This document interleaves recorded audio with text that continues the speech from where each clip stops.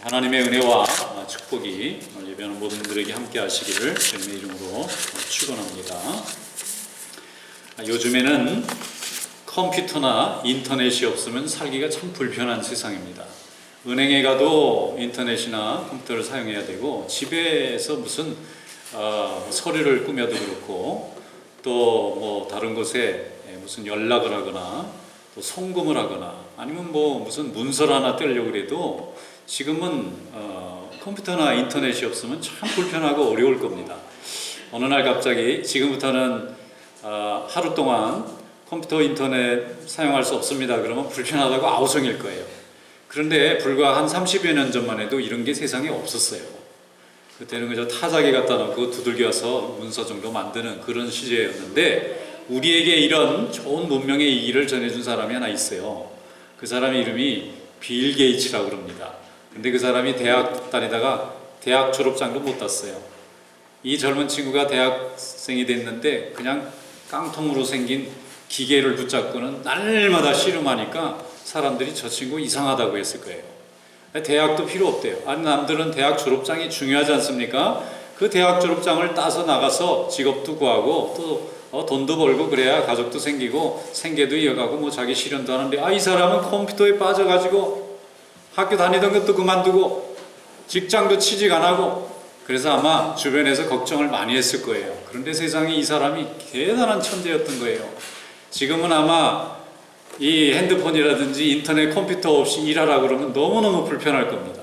그 일일이 다 메일 들고 사람들한테 보내야 되고 받아야 되고 너무너무 힘들잖아요. 그런데 그 사람이 참 좋은 걸 만들어내서 돈도 엄청나게 벌었고 참 명예도 많이 갖게 됐고, 거기에 플러스 우리가 존경을 해주잖아요. 인간에게 이렇게 유익한 물건을 만들어서 너무 고맙다. 그런데 이 빌 게이츠보다 좀 형님이 한 분 계세요. 그분이 누구냐면 에디슨이라고 많이 들어보셨을 거예요. 이분은 꽤 오래전 분인데 이분은 전기에너지를 비대에너지로 바꾸는 그 발명을 합니다. 여기 지금 등이 환하게 밝혀져 있잖아요. 만약에 불이 없으면 제 얼굴도 잘 안 보이고 밤에 모여 있으면 거의 행사가 어려울 거예요. 그런데 이 전구 없는 세상이 지금 어디 있습니까? 제가 과거에 어린 시절에 시골에 가면은 호롱불을 켜놓고 밥을 드시더라고요. 근데 그게 아직도 강하게 인상에 남아있어요. 저는 이제 도시에 사니까 늘 이렇게 태어나면서부터 전기가 있는 시절에 태어났는데 시골에 가니까 거긴 전기가 안 들어온다는 거예요.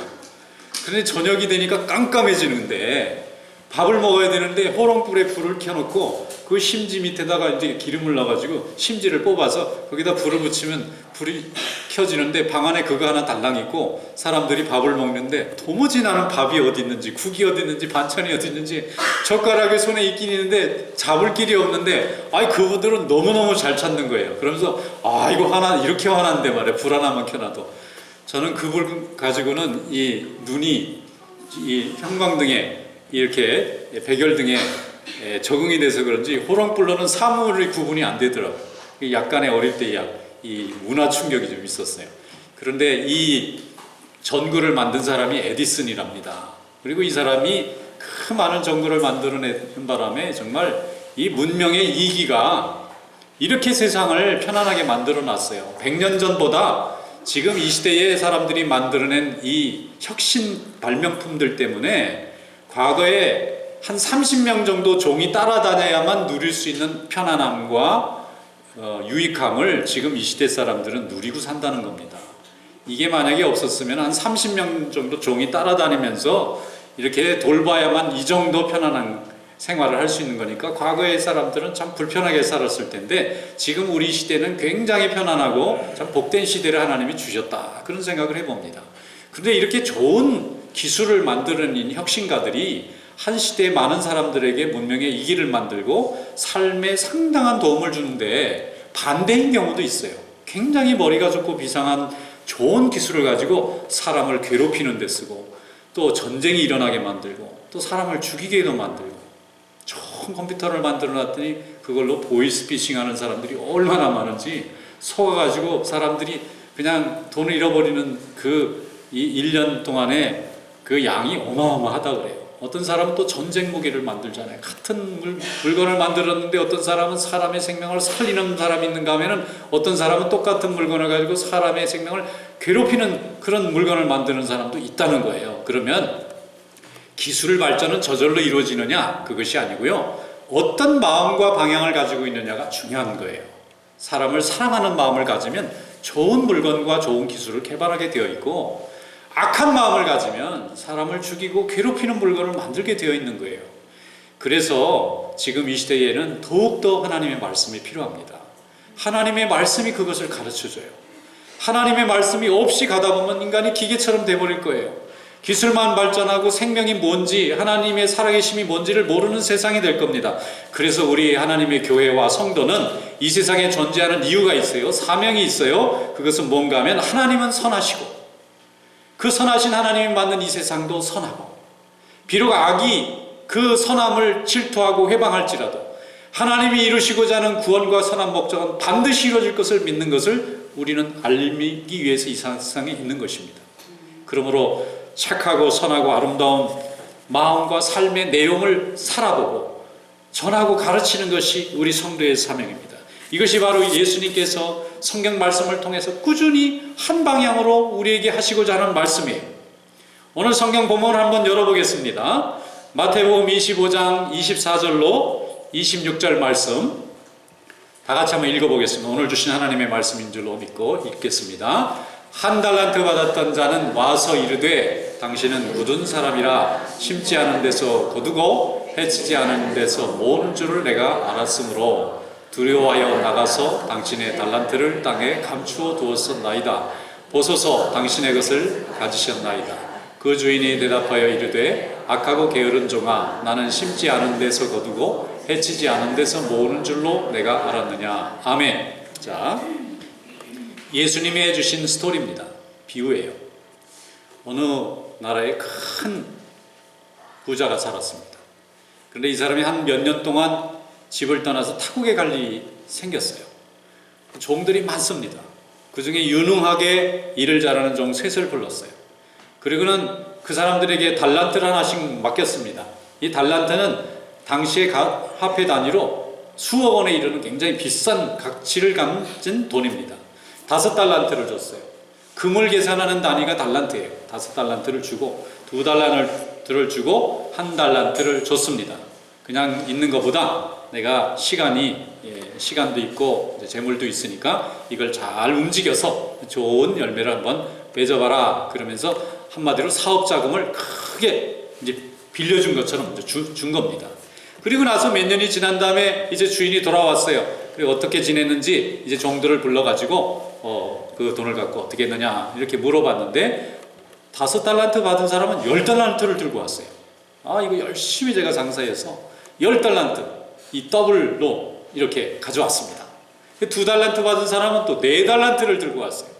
주인께서 주신 돈으로 열심히 장사를 해서 4달란트를 가져왔습니다. 그러니까 주인이 기분이 흡족하셔서 착하고 충성된 종아 그러면서 칭찬했어요. 그런데 마지막 종이 이제 문제예요. 이 종이 1달란트를 가져온 거예요. 그런데 1달란트 가져온 건 잘못이 아닌데 잘못이 뭐가 잘못이냐면 주인을 나쁜 분으로 몰고 가는 거예요. 이 1달란트 받은 종이 주인이 나쁜 사람이라는 거예요. 처음부터. 아니 주인은 좀 억울한 면이 많잖아요. 아니, 내가 왜 나쁜 사람이지? 근데 이 주인은 계속해서 나쁜 종이라는 거예요. 이 나쁜 주인이라는 거예요. 거기 뭐라고 돼 있느냐면은 자 여기 24절 한번 올려주시기 바랍니다. 자, 24절에 보면은 이렇게 돼 있어요. 당신은 굳은 사람이라. 이 harsh라고 돼 있는데 이게 우리 조금 쉽게 설명하면 하드한 사람이라는 거예요. 하드 퍼슨이에요. 이 하드 퍼슨이라는 것은 본래 굉장히 완고하고 성격이 나쁘고 그 다음에 좀 안 좋은 사람이라는 뜻이에요.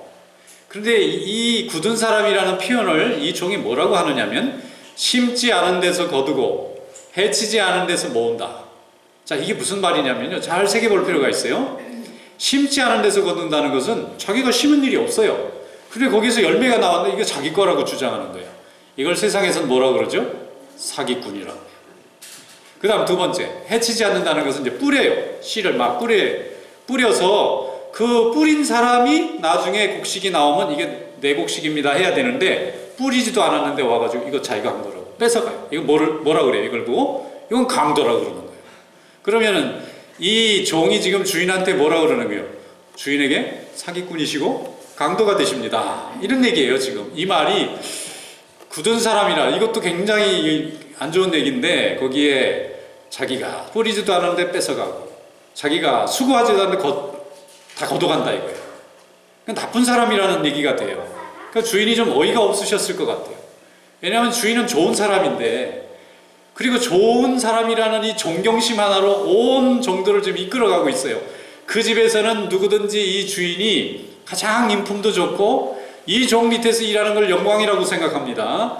그리고 종이 하시는 말씀은 건의가 있고 디그니티가 있어요. 위엄이 있어요. 그래서 온 가족과 그 일가 식구들이 주인의 말씀이면 다 순종해요. 그런데 이 종이 갑자기 와서 그렇지 않다는 거예요. 이 주인께서는 굳은 사람이고 뿌리지 않은 것 걷어가고 자기가 노력하지 않은 데서 불로소득해서 가져가시는 나쁜 분이십니다. 얘기하는 거예요.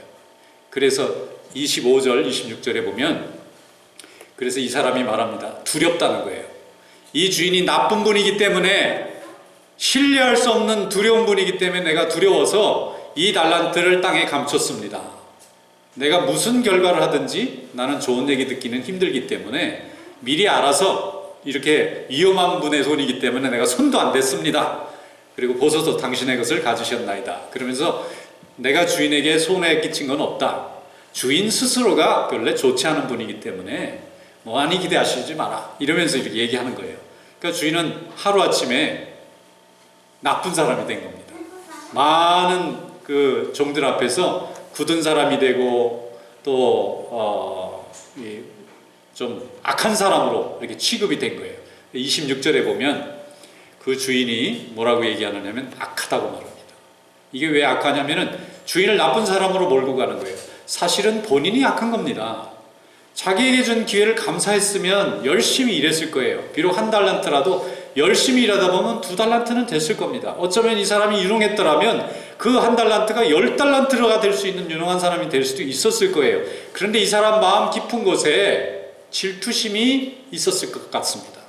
저 사람은 왜 5개를 주고 이 사람은 왜 2개를 주고 나는 왜 하나를 주었을까? 저들보다 못할까? 주인은 왜 나같이 이렇게 괜찮은 사람을 저들보다 못한 취급을 했을까? 여러분 우리가 신앙생활하고 또 뭐 직장생활도 마찬가지고요. 이 질투심 때문에 손해보는 일이 너무너무 많아요. 예수 열심히 믿고 신앙생활 잘해도 이 질투심은 어떻게 할 길이 없어요. 이 질투심을 극복하기만 하면 하나님 앞에 많은 축복을 받겠는데 이 질투심을 이기지 못하면은 손실 보는 일이 너무 많아요. 근데 이 대표적으로 이 1달란트 받은 사람이 아마도 우리가 추측해 보건대 5달란트, 2달란트 받은 종에 대해서 자기를 하나 준 것이 마음에 무척 걸렸던 것 같습니다. 그래서 주인을 못된 사람으로 몰고 가는 거예요. 사실은 좀 솔직하게 말하려면 주인님 섭섭했습니다. 쟤는 5 주고 저 사람은 2 주고 나는 하나를 줍니까? 제가 저들보다 못합니까? 이렇게 얘기를 하고 차라리 주인에게 나는 이유가 있다고 이 주인의 이유를 들어보면 좋겠는데 이 사람은 이렇게 하질 않고 주인의 것을 망쳤어요. 주인의 달란트를 손해보지는 않았지만 기회를 상실시켰습니다. 그리고는 오히려 그 책임을 주인에게 돌려서 주인은 공정하지도 않고 악하고 자기를 높여주지 않았다는 이유로 주인을 악한 사람으로 몰고 가버린 거예요. 그래서 주인이 악하다고 말하는 거예요. 그리고 게으르다고 말하는 거예요. 악한 사람이 게으른 경우가 종종 있어요. 그런데 이 심지 않은 데서 거두고 해치지 않은 데서 모으는 줄로 나를 알았느냐 하고 다시 한번 이 주인이 자기를 설명했던 걸 그대로 표현합니다. 얼마나 마음이 섭섭했으면 이 주인이 그래 네가 나를 심지도 않은 데서 거두고 해치지 않은 데서 모은다는 걸로 생각했으면 이렇게 나쁜 사람으로 생각했으면 그래서 이 사람의 돈을 불려줄 마음이 전혀 없어서 그냥 묻어갔다가 나왔으면 그렇게 하지 말고 차라리 은행에라도 맡겨놨으면 이자라도 받을 수 있지 않았겠느냐. 내가 악한 사람이라서 나의 일을 봐줄 뜻이 없었으면 그 돈을 가지고 차라리 그 돈 자체가 갖고 있는 능력으로 이자 정도는 받을 수 있는 이 은행에다가도 맡겼으면 그나마 조금이라도 붙였을 텐데 너는 너무 게으르다는 거예요. 악한 정도에서 끝나지가 않고 정말 주인에게는 조금이라도 이익을 줄 마음이 없는 삶을 살았다는 거예요. 그래서 게으르고 악한 자가 된 겁니다. 바깥 어두운 데 쫓기게 되고 또 슬피우며 이를 갈미 있으리라고 주인이 그를 책망하게 되었어요. 여러분, 하나님께서는 우리에게 모든 선한 것으로 다 채워주신 줄로 믿습니다. 그러므로 5달란트, 2달란트 받았던 종은 마음속에 감사함을 가지고 있었어요. 주인이 나에게 이런 특별한 기회를 준 것을 기쁘게 생각했어요. 감사한 마음이 없으면 성도가 가지고 있는 축복을 축복으로 우리가 받을 수가 없습니다. 감사한 마음이 사라지고 기쁜 마음이 사라진 봉사나 삶의 책임에는 고통밖에 없어요.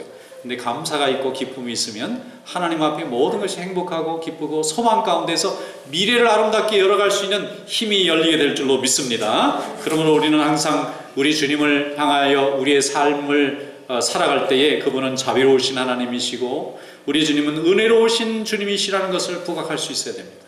그것을 증거할 수 있어야 돼요. 만약에 그 종이 1달란트를 들고 와서 이렇게 얘기했더라면 아마 복을 받았을 거예요. 주인님, 제가 열심히 일을 해보려고 했는데요, 제가 사기를 당했거든요. 그래가지고 지금 아무것도 없는데 간신히 주인의 것을 손해볼 수가 없어서 가져왔습니다. 그러면 주인이 뭐라고 했을까요? 아니면 일을 하다가 제가 강도를 만나서 어려운 형편이라 주인의 일을 할 수 있는 형편이 되지 못했으니 용서해 주시기를 바랍니다 했으면 주인이 그 달란트를 그냥 줬을 것 같아요.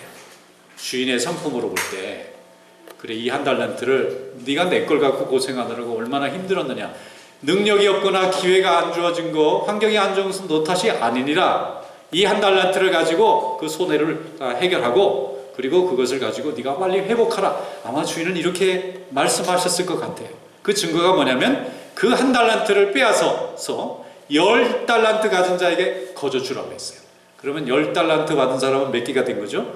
11달란트가 됐는데 그 11번째 달란트는 기프트예요.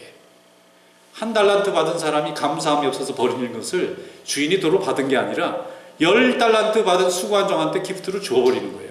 그냥 주는, 거기 거저 주라 이렇게 돼 있어요. 감사한 사람은 거저 받습니다. 하나님께서 주시는, 덤으로 주시는 축복까지 얻게 돼요. 그런데 감사함이 없고 원망과 하나님을 불공평한 분으로, 하나님을 악한 분으로, 선하지 않은 분으로 묘사한 달란트 받은 자는 자기 있는 것까지 빼앗기고 쫓겨나는 그런 인생이 된다는 것입니다. 여러분, 하나님 앞에 충성하는 믿음 되시기 바랍니다. 이 종이 말만 잘했으면 우리 속담에 말 한마디에 천냥빛을 갚을 수가 있었어요. 그런데 이 사람은 말을 너무 악하게 했어요.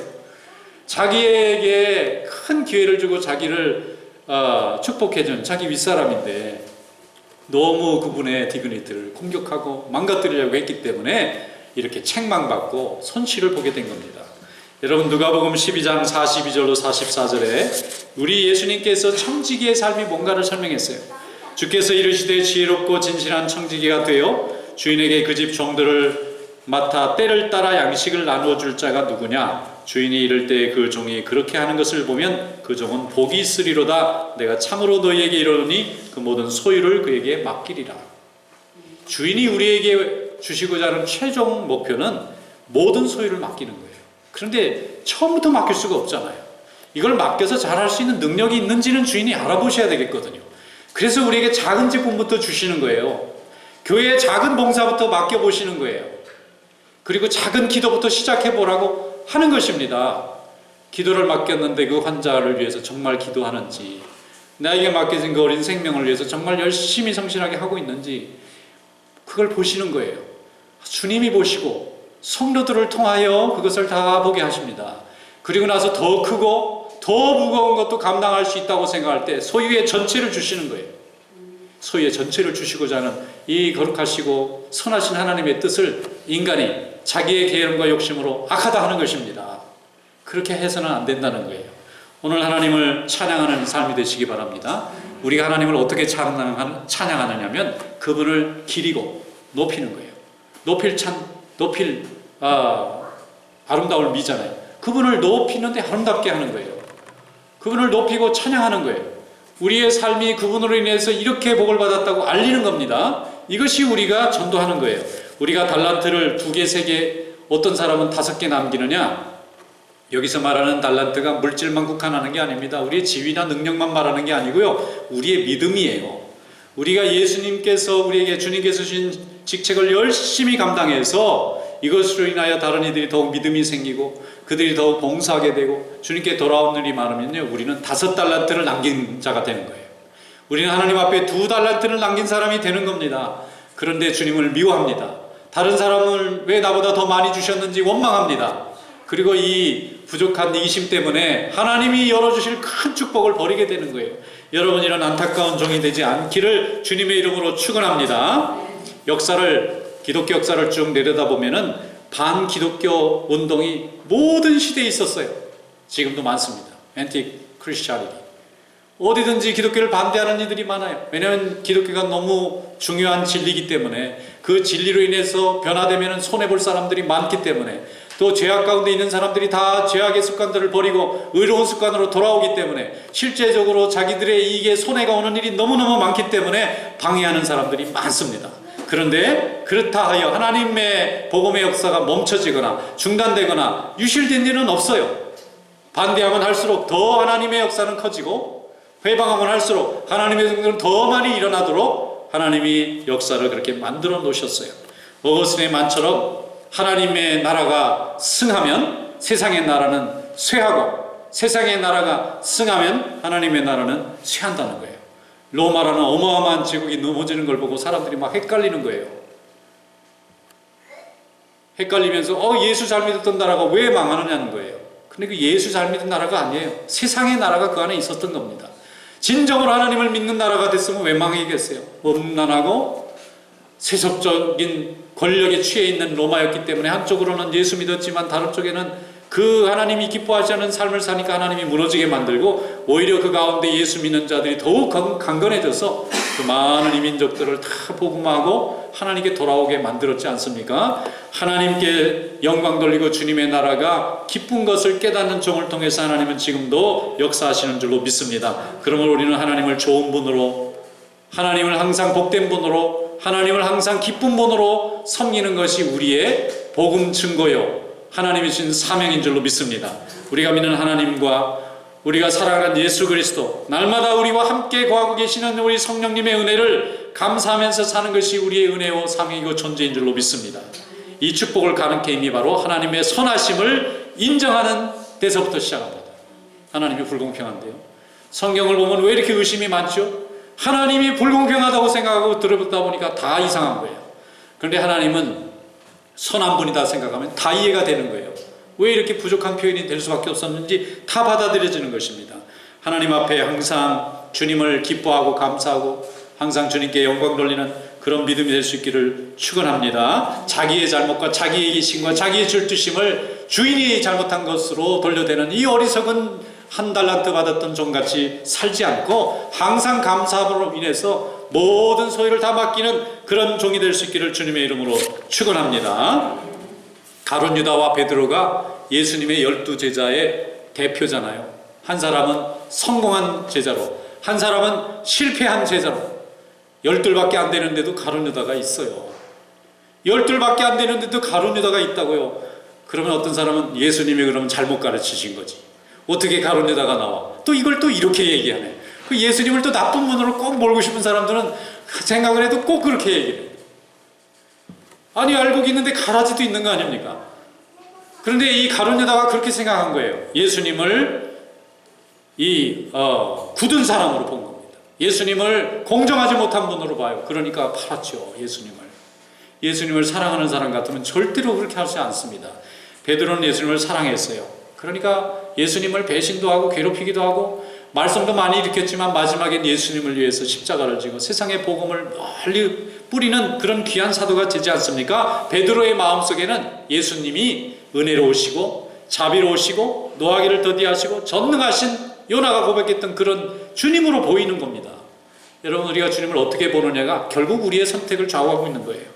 이 작은 차이가 인생을 바꾸고 세상을 바꾸고 우리의 환경을 바꿉니다. 사도 바울이 스데반을 돌로 쳐 죽일 때는 예수님을 굳은 사람으로 본 겁니다. 없애버려야 될 사람으로 봤어요. 그러니까 사람을 살인까지 하고도 이 예수 믿는 걸 막으려고 했잖아요. 그런데 담메색에서 부활하신 예수님을 보고 눈 시력을 잃어버렸을 때 예수님이 말씀하지 않습니까? 사울아 사울아 왜 나를 핍박하느냐. 그러니까 사울이 제가 언제 핍박했습니까? 네가 교회 핍박하는 게 나 핍박하는 거거든. 나는 교회거든. 사도 바울이 그때서 깨달았어요. 교회를 핍박하는 게 하나님을 핍박하는 걸 알고 무너졌어. 하나님의 종이 되고 땅끝까지 복음을 전할 때 이 사람이 30번이나 죽을 고비를 왜 넘깁니까? 주님을 사랑하는 마음이 꽉 들어차니까 오직 하나님밖에 보이지 않는 거예요. 그러니까 땅끝까지 복음을 전해서 그는 망가뜨리는 사람에서 세우는 사람으로 바뀌었어요. 에베소서 5장 1절 2절에 말씀합니다. 그러므로 사랑을 받는 자녀같이 너희는 하나님을 본받는 자가 되고 그리스도께서 너희를 사랑하신 것 같이 너희도 사랑 가운데 가라. 사도 바울의 표현이요. 이 센텐스 하나 하는데 사랑을 4번이나 써요. 이걸 보고 우리는 뭐라 그러죠? 눈에서 꿀이 뚝뚝 떨어진다고 그래요. 요즘 쓰는 표현이 눈에서 꿀이 뚝뚝 떨어진대. 너무 사랑하면 또 그 표현을 그렇게 쓰더라고요. 허니가 막 떨어진대. 한국적 표현이지만 참 실감납니다. 꿀이 뚝뚝.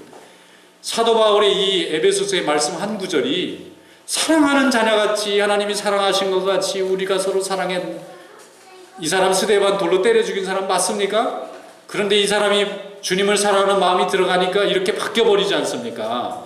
은혜 받은 사도 바울의 고백 속에는 예수님의 사랑이 곳곳마다 찍혀 있는 거예요. 예수 잘 믿던 교인이 한 분 계셨어요.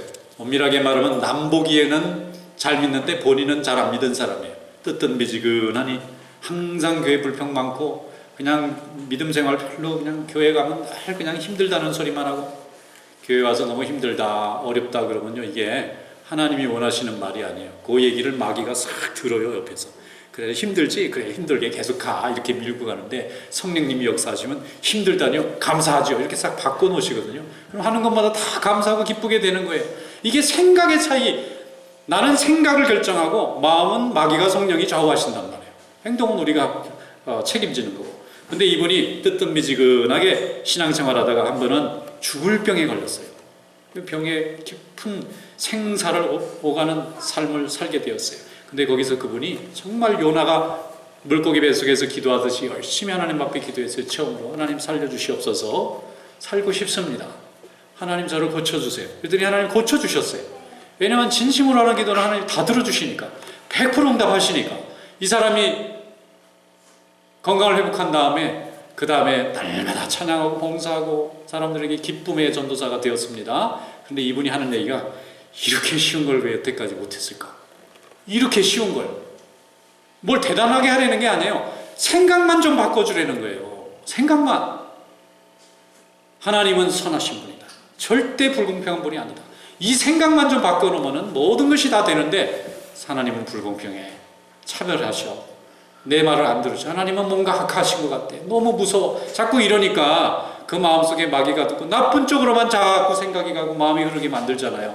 여러분 하나님 앞에 주님의 선하심을 맛보아하는 그런 믿음 됐을 수 있기를 축원합니다. 그것이 우리의 하나님이 주시는 축복을 지키는 길이고 주님의 축복을 남기는 일이고 열매 맺는 길입니다. 시편 34편 8절 9절에 말씀합니다. 너희는 여호와의 선하심을 맛보아 알지어다. 그에게 피하는 자는 복이 있도다. 너희 성도들아 여호와를 경외하라. 그를 경외하는 자에게는 부족함이 없으리로다. 주님의 선하심을 맛보세요. 그리고 아세요. 그리고 피하세요. 그리고 경외하세요. 그러면 하나님이 여러분에게 부족하지 않게 채워주십니다. 우리는 이런 귀한 주님을 우리의 주님으로 모셨으니까 주님께 영광 돌리는 삶이 될 수 있기를 주님의 이름으로 축원합니다. 기도하겠습니다. 거룩하신 하나님 감사합니다. 우리에게 많은 은혜를 주셨사오니 이 은혜 날마다 감사하고 원망의 모든 불평은 물러나게 하시고 감사와 기쁨과 행복이 가득한 성도들이 되게 하시고 주님의 일을 힘있게 감당하여 모든 가정과 모든 삶 가운데 생명의 열매, 복음의 열매가 풍성하게 맺혀지게 하여 주시옵소서. 예수님의 이름으로 감사하며 기도드리옵나이다. 아멘.